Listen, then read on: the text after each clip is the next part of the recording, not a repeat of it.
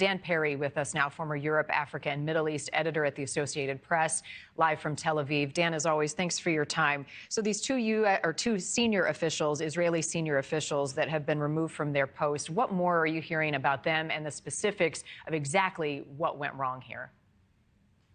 Well, Israel says it was a mistake, and mistakes happen during war. That's more or less the Israeli message, if you parse it, and that they take steps against the people who are responsible for an error. However, this is in a bigger context where the destruction in Gaza, the scale of killing of civilians in Gaza is very large, and there are two narratives. One says Israel's doing what it can, given that it's dealing with this demonic opponent that uses civilians not just as human shields, but as a human fortification. And so it's inevitable, basically. There's another narrative that says, well, you're being a little careless and the finger is light on the trigger.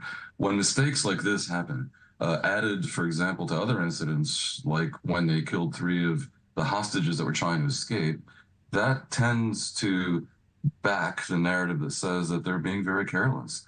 And the bigger picture is, of course, that Biden has read the Riot Act in Netanyahu and has made it clear that the U.S. Is fed up with this war after 6 months, and it needs something to change, something even bigger than the open fire regulations on whoever they're targeting, something strategic. Right. So U.S. policy on Gaza will likely shift unless major changes are made. How about the Israeli policy towards this war, the strategy right now? Are you hearing anything about a change in approach as a result of this? No, and that's the disturbing thing. I think the current reality for Israel is basically this. They can make nice with the Americans who need the war to end. Biden needs the war to end for political reasons, but also I think he personally, as a reasonably ethical, moral person, thinks it's played out. In the current dynamic where Israel has no day after plan. I think the U.S., which is Israel's last defender in the world, it's the last rampart against a ganging up of the world against Israel. Biden is saying essentially, agree to the framework that I have been laid out in late November, basically, that involves a return of the Palestinian Authority to Gaza on the day after Hamas, and a discussion on a 2-state solution, which will be part and parcel of peace between Israel and Saudi Arabia and other countries in the Gulf as a part of a bigger Sunni, Israeli, Western U.S. alliance, strategic alliance against Iran. There's a lot of goodies there for Israel.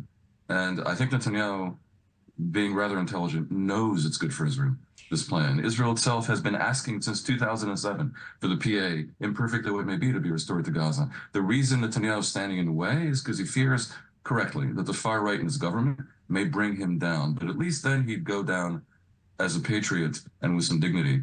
By holding out against this, you have a second scenario, which is if Israel says no, they will no longer have international legitimacy and U.S. backing to move into Rafah and finish off Hamas in their last redoubt.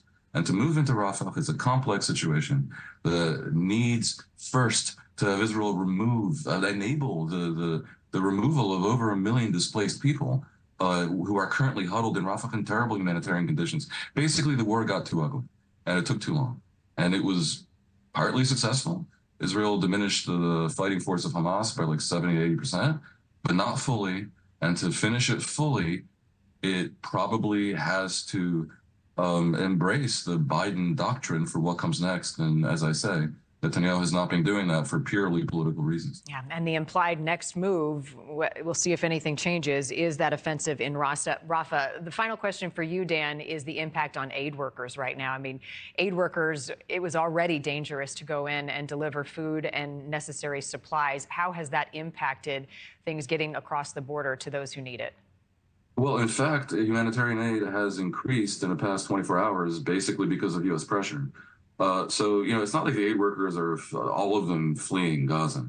And it's not like there's that much, really, beyond UNRWA, there's not like there's that much there to begin with. Being an aid worker is a heroic and dangerous task at the best of times during these wars. I do assess that because of the the almost strategic impact on Israel reputationally of the deaths of the world's central kitchen aid workers this week, I think they're going to be super, super careful. Yeah. And that's largely recognized. But it is the kind of mistake that's very tough to bounce back from without changing something fundamental about how you comport yourself. Yeah, and there is so much at stake. Dan Perry, as always, I appreciate your time. Thank you. My pleasure. CIA Director